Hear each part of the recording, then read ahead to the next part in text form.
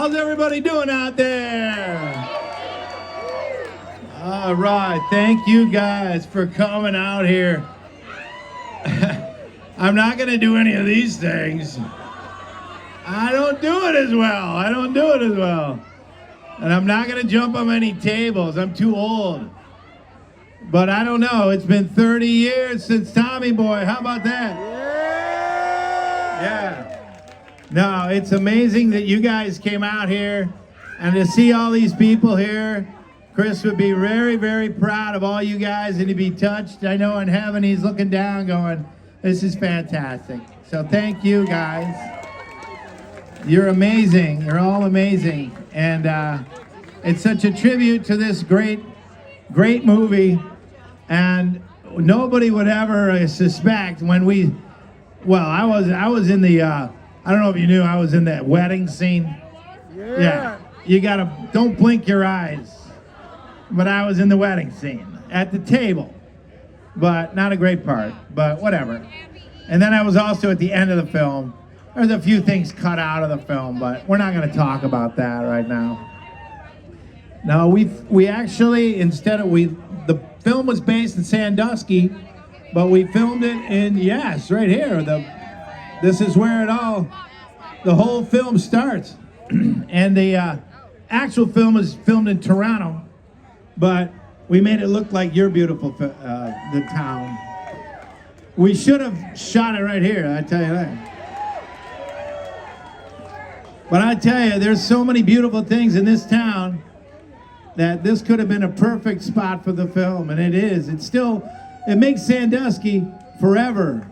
In people and things will always remember Sandusky. So I appreciate you guys coming out.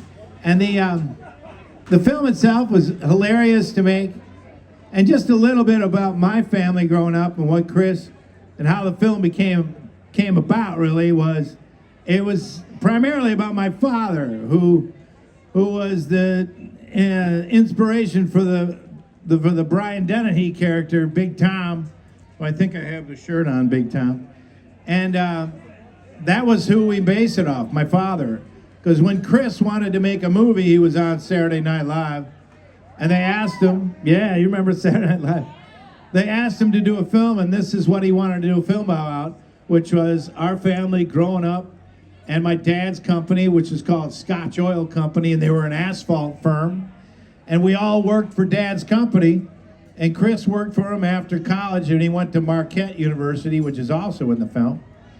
And so then, as he sold oil, he wasn't that great of an oil salesman. Well, actually, it was asphalt. And asphalt's not too hard to sell because you either want it or you don't. And he wasn't that great of an asphalt salesman.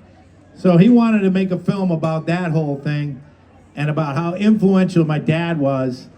And so that's where that whole stuff comes from. Brake pads, asphalt, pretty much the same thing. But that's where the whole thing came from. And Bonnie and Terry Turner were the writers of this film. They wrote a great script. And it was something that came from Chris's heart, My father's name was Tom. And so that's where that whole thing came, Tommy Boy. Yeah. Another thing that's people may not know is Holy Shnikes was actually my father's saying. Instead of saying a naughty word, he'd say Holy Shnikes. Instead of holy, we know what. So Holy Shnikes was something my dad said. And also Lottie Frickin' Da was another one of my dad's sayings also. So yeah, they're both passed away, so they're looking down at this thinking this is a wonderful experience too. So yeah, those are some famous things that there were in the movie that came from my father. And Chris was so inspired by my dad that a lot of his comedy comes from Dad. And a lot of the moves you'd see him do, like this kind of stuff. That also was part of my dad, as a mixture of my dad and our high school football coach. Joel Maturi, right. Those were those things that came about like that. But, when we grow up in Madison, Wisconsin, which is over there, And it's a lot like this. We were in a lakeside situation. We lived on the lake. And we always had boats. We had pontoon boats and everything like that. And we wrecked a lot of pontoon boats growing up. But we loved it in Wisconsin. This place reminds me a lot about it. And I come from a big family, 5 kids. We're an Irish Catholic family. We tried to go to Mass, but, we weren't always perfect. But anyway, and then, we were pretty rambunctious crowd. So a lot of the comedy in Tommy Boy comes from our family, And a lot of the scenes where Chris is fooling around in the office came from when he worked at the asphalt firm, Scotch Oil, like blowing in the fan. Yeah, he used to do that in his office. Yeah. So anyway, yeah, when we would go out on the road with my dad, he'd always make us sing songs to his customers. He wrote asphalt songs for his asphalt customers, and we had to sing them. And they were like, here's to Ralphie, he's a damn fine man. Here's to Ralphie, he's the best in the land. Isn't he a daisy? Drives his poor wife crazy. Eins, zwei, drei, beer. Ralphie's gonna buy a beer. Yeah, that was it. Yeah.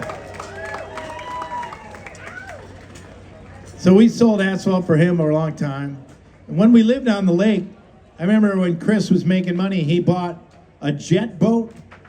And he came home and he said, hey, do you want to go riding on my jet boat? And the number one thing I thought in my life is I never want to get in a jet boat with Chris Farley. That's not a good idea, But my sister's like, I want to go water skiing. And my sister can't see that well, And I said, Barb, I don't think that's a good idea, That's a jet boat. And that's Chris.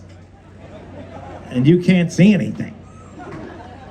But she's like, I still want to go. So I'm like, okay. So she gets in the water, and she's like, hit it.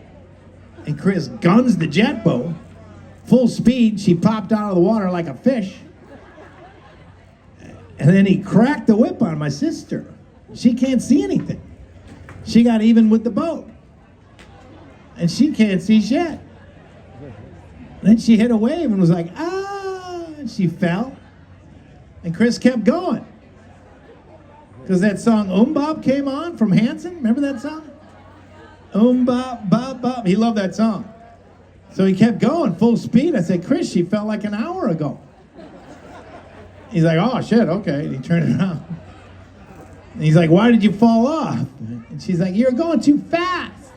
And he goes, oh, sorry, that song Bob came on. I got a little carried away. That's a true story. Anyway, so then when Chris got on Saturday Night Live, we were all kind of shocked, We didn't realize they would come to this kind of thing where he's actually on television, And then when we got on there, I kind of felt sorry for him at first. Like, that's the big time, And then after a while, I felt sorry for Saturday Night Live. They're going to have to put up with him, But he made his mark on SNL, and this was his first movie coming off SNL. So, yeah, he did Down by the River. You guys remember Down by the River? He did Down by the River, which was a huge hit, Van Down by the River. And he also did, Bennett Brower, which was a funny Saturday, but that one, yeah. But he was always fond of working with David Spade because he thought the fat guy and the little guy was a good combination, which is true. And so he wanted to work with Spade because it looked kind of funny. They always said they looked like the number 10, with Spade being the 1 and Chris being the circle,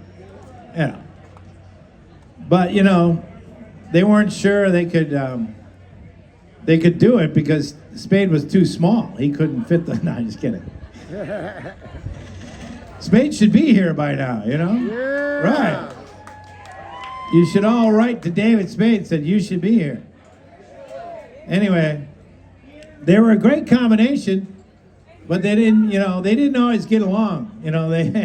They were kind of like an old couple that fought, And there's always these stories that went on in the shooting of the film.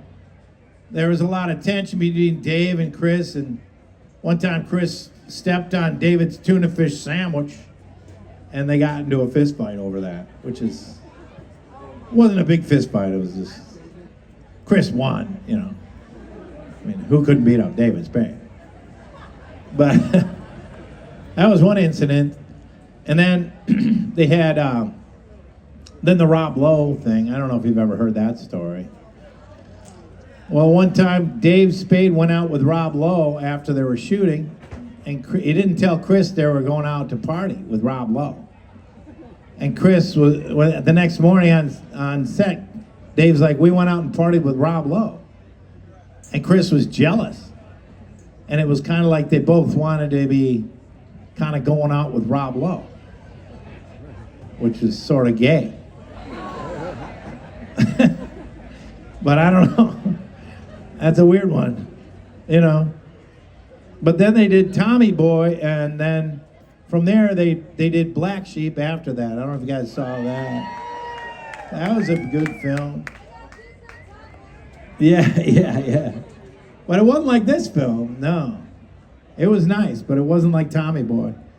And then, all I can tell you is, as this gone along, Tommy Boy has sort of gone up and up and up. It's gotten more popular as the years go by. And it's really kind of an amazing film. It was this short little, kind of a low-budget film that went into the stratosphere. And here we are right here, which is crazy. Yeah.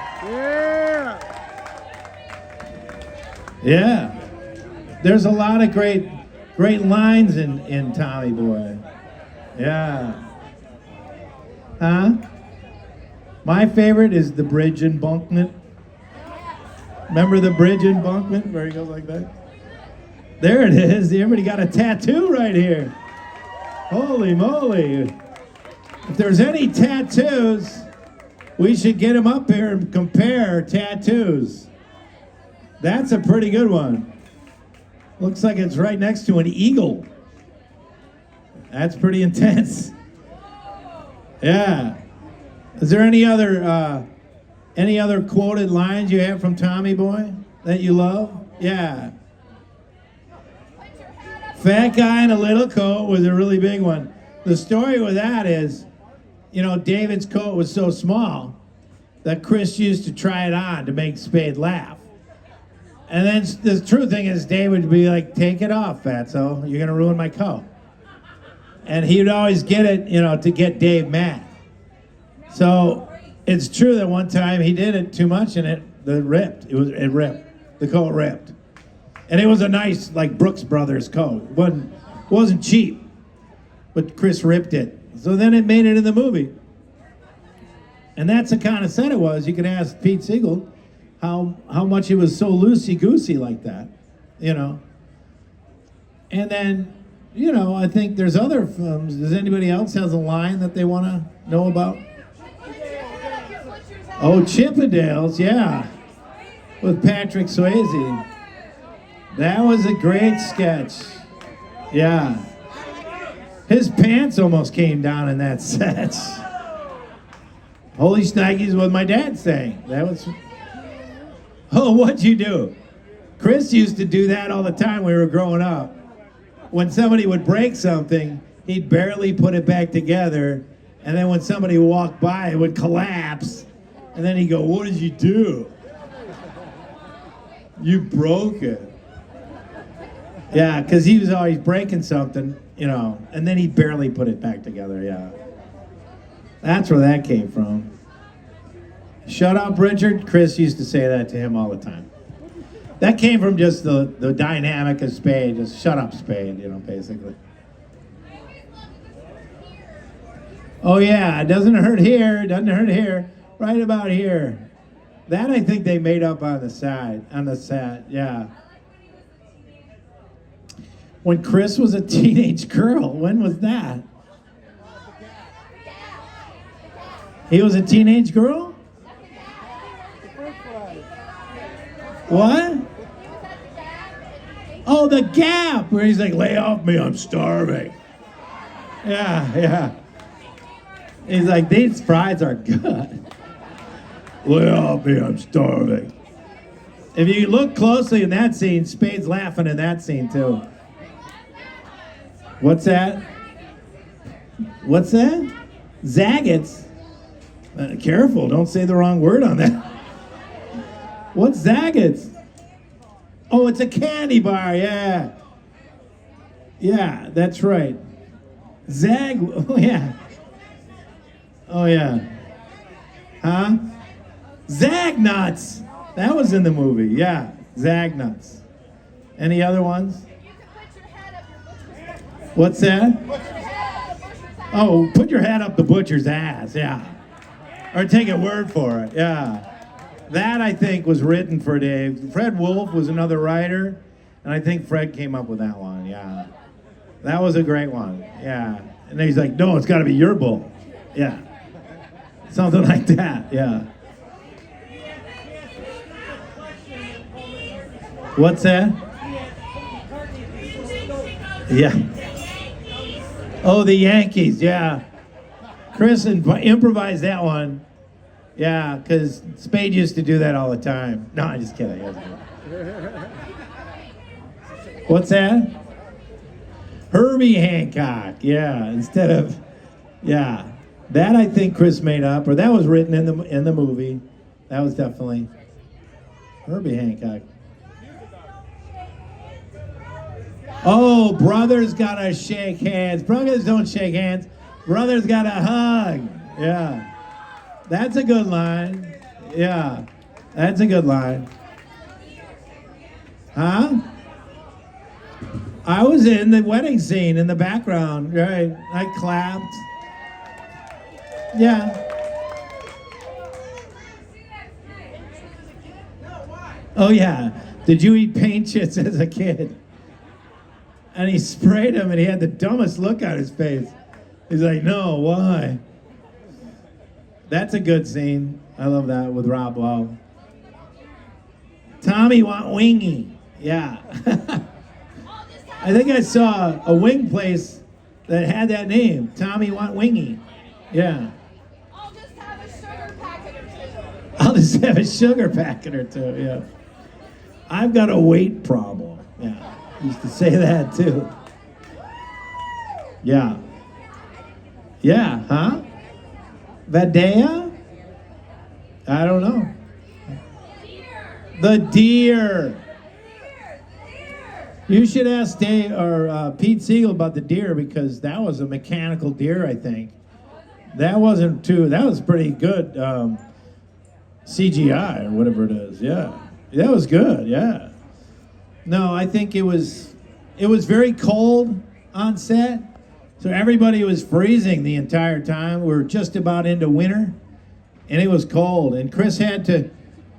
He would, after every take, he'd have to fly back to Saturday Night Live and do Saturday Night Live, and then come back and do Tommy Boy. So he was going back and forth from New York to Toronto every day and finishing both. He was very tired during that film. So it was a lot of work, but at the end he loved it. Oh, maniac, yeah. He made it, that was all Chris, and just Rob Lowe he and Rob Lowe kind of having fun with that, Chris was a good dancer. He was a good dancer. He was a good hockey player. He played hockey for Madison East. Or he didn't play for Edgewood. He's a football player at Edgewood. And he was a great athlete, and he always thought of himself as a good athlete. And he played football and he wrestled, but he didn't win a lot of wrestling. Trevor is a good friend of ours, yes. Love him. So, yeah, he was a good athlete, He was one of those athletes that were a very good athlete.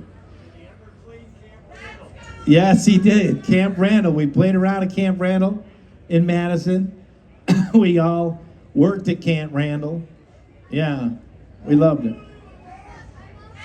That's gonna leave a mark, yeah. I think Chris left a mark, obviously, we can see right here. Pete, can you come up and just tell some stories? This is the director, Pete Segal. He's got a ton of stories. I just wanted to bring you up because you can always verify, you know, some of the legendary things. How about give it up for Kevin Farley, guys? We have some Farley DNA up here. I just want to talk. The most famous story is obviously the tuna sandwich fight. Do you know anything about that fight? I just know, I've heard Rob Lowe talk about it a lot Yeah. on some podcasts, but I got to the set and Chris and Dave looked like a married couple that just had a really bad fight. And I said, what's going on, guys? We ready to work? I don't know. That's David. And I heard about it later. I never really knew it was about, I did know that David had low blood sugar and he ate a lot of tuna fish. Yes. But I didn't know that Chris either accidentally stepped on it or did it deliberately because They were jealous about going out with Rob Lowe. Yeah, I'm sorry, I was at the taco place. Gotta try the taco place. Yes. But did you tell the story about? I said it was a little weird how they both liked Rob Lowe. Yeah. Yes. Well, who doesn't? Yes. I mean, he's a But- good-looking fella. No, but they, yes. But they kind of fought over him. Like They did. And as Rob says, he was their girlfriend. Yes. He was. And it was weird.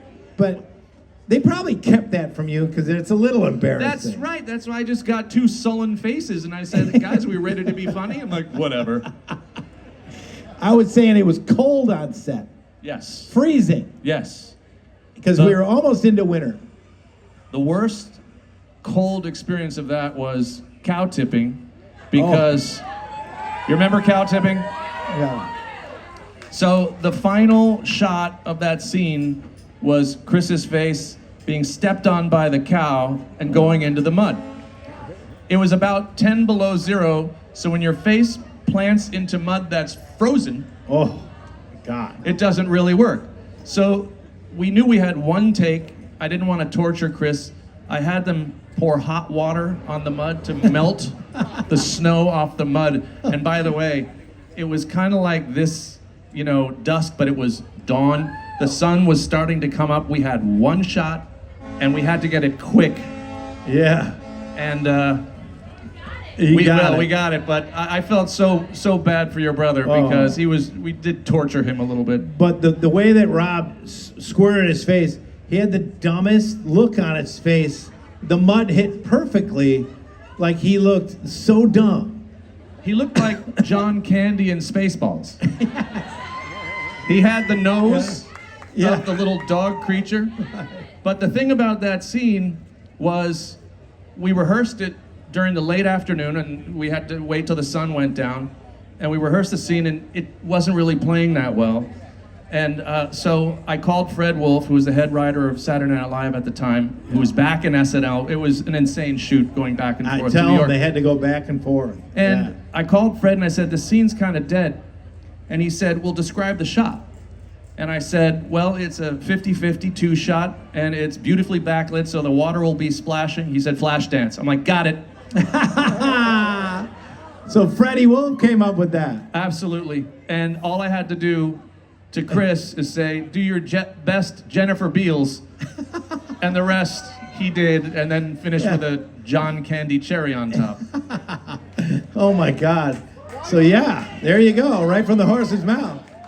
That's where those things came from. Why would anybody fly from Toronto to New York. Cuyahoga Falls to? Okay. Oh, yeah. You caught me. Yeah, You caught me. Thank you, Jason Whirling. yeah. All right. He Explain called that. Jason. Let's give it up for Jason Whirling, who organized most of this. Jason calls me 5 years ago and says, hey, do you want to possibly do something for the 25th anniversary? And I said, absolutely. And then the pandemic happened. So we, kept in touch. And he said, hey, you want to shoot for the 30th? I said, sure, if I'm still alive, fine. I said, but I have to admit one thing. We did not shoot one frame in Sandusky for financial reasons. We had to go to Canada. He said, we don't care, you put us on the map. I'm like, okay, we're coming. But he said, I got to tell you one thing. You might want to, the folks of Sandusky might have a little bit of a bone to pick with you about nonstop flights from Cuyahoga Falls to Sandusky. It's about 80 minutes in a car. And I went, damn. So I knew, thanks for bringing that up, but I apologize, Sandusky. Non-stop flights. It's these guys. They every bit of the film they look at, and they, that's what happens. By the I way, used in to the do that. movie, don't we say, I think that flight goes through Columbus, so we did have a layover. Yeah. This makes no sense. This is crazy. I apologize profusely. What's that?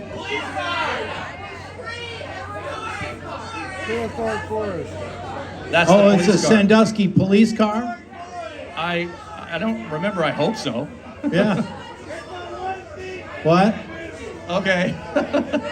Oh, we want to know about the prehistoric forest. Yes. Because there is one here, right? There is a prehistoric forest here. There is a prehistoric forest here? Yeah, yeah. Really? Yeah. Not anymore. Okay. All right, not anymore. Yeah. But I will say this. Our production designer did come to Sandusky and took a bunch of photos, and he was perhaps inspired by your old prehistoric forest, because I said I want it to look as much like Sandusky as possible in Toronto. And so that may very well be where he got that That's inspiration. probably where I got it. Yeah. Thank you for that. Yes, definitely. I didn't even know that. Oh yeah. Okay, that's another mistake, the bees scene, I admit.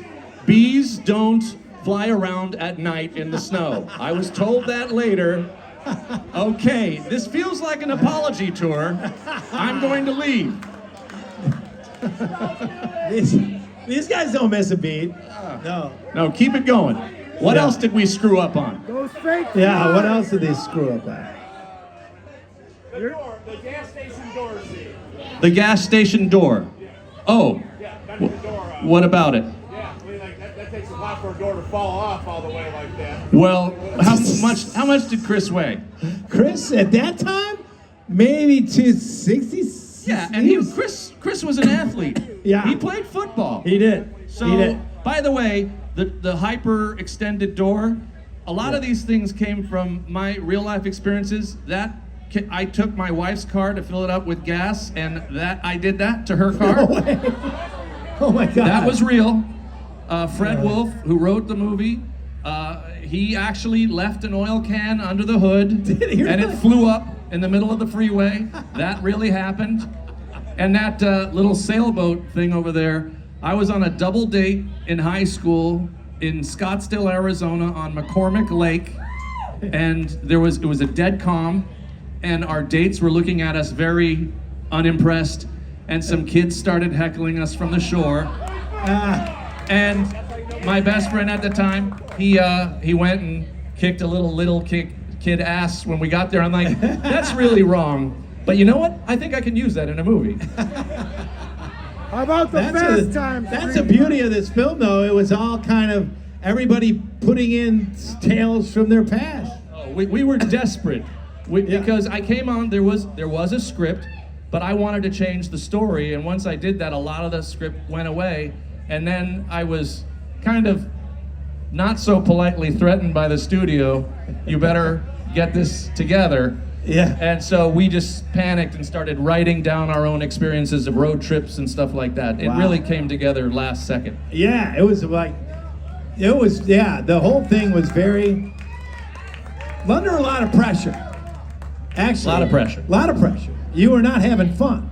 No. No. My hair used to be black. And it turned this color about 3 days after I started filming. Was yeah. Fast Times the inspiration? What's that? Why did I pick Sandusky? Well, choosing a location is a lot like casting an actor, right? You look for the right person for the right part. We needed the right city to portray this very Americana place with working class people where auto parts were manufactured. And we kind of had a hint that we wanted to do it somewhere in this vicinity. I didn't want to go to a big city like Cleveland or Cincy. And then one of the writers suggested, they grew up in this area, and said, have you ever thought about Sandusky? So, looked at a few pictures and said, that's perfect. That's exactly what we need, and it's a little bit different. You have a heck of a lot more character. I'm not going to insult anybody from any other Ohio town, but I just like Sandusky. Oh yeah. There's a scene where Chris this has got a lot of heart to it too, where he's walking through the factory after Big Tom dies. That's a real heart-warming moment, and that kind of you sort of see the industrial side of things, and that heart really of the movie comes through on that part, right? Well, somebody on the internet, it came through my algorithm, said, and I don't know if this is true, and I haven't talked to Sandler recently since Happy Gilmore 2 came out, but they said that the final shot of him walking down the road was an homage to Farley walking down the road after the funeral. Yeah. I don't know if it's true or not, but it was a pretty cool story. Pretty cool, yeah. I love that part of the film, yeah. What's that? Lunch Lady. That was an SNL sketch. That was SNL. Once again, do you know, here's a little trivia. Do you know who they're almost playing the movie. Don't turn around. Oh. Don't turn around. Wait for it. Oh, yeah. They are playing the movie. They are playing, okay, whatever. Yeah. But I will just say one thing. What was I talking about? You were saying something about Lunch Lady. Lunch Lady. So the woman who was in the diner, Helen, was originally supposed to be played by Roseanne Barr, who I worked with. And at the last second, Lorne Michaels said, "No, Pete, I think that'll take people out of the movie." So we went with an unknown, and she was great. She was fantastic. So we had a Helen today. Yes, a great Helen today. Like a Helen. Yeah. Was Fast Times an inspiration My for favorite Richard? memory of Chris, there's so many of them, I can't really say, just being we used to go to a camp up in Wisconsin, and he and I were counselors up there. Every summer we had a good time. We taught water skiing, and Chris would sleep and I'd teach water skiing. All right, I'll tell you one from the shoot that I try to burn out of my memory. But the scene with housekeeping. Okay. So Spade did this routine, housekeeping at Chris's hotel every day, and Chris kept forgetting that Spade would do this. Housekeeping, you want mint for pillow? And he would get Chris really angry, and every time Chris came to the door, Spade would say, "Really? You didn't know it was me again?" But so when we shot the scene, and what we try to do is we try to shoot a few different versions just in case one version doesn't work. You can, put in another version at your next test screening. So one time when Chris drops the blanket and says, "Oh, Richard, hold me." One was boxer shorts. Okay. "Oh, Richard, hold me." Tidy whities with little decals on them showing just a hint of crack. And I said, "Okay, and one, Chris, let's just go for it. One, you drop the blanket and you're naked. But do me a favor. It'll only be the backside of you. Don't turn around." So, of course, I said, "Ha ha ha, we got it." And he turned around before I yelled cut. And I leaned over to the camera operator. I said, "Okay, please take that film out of the camera and burn it. It is not going back to Paramount Pictures." Oh my God. Well, that'll probably be it. We'll end on that note. Time to watch they're the playing movie. the movie over there. You guys watch the movie. Thank you, guys. Thank you, Love guys. you. Thanks for coming. Thanks, Peter.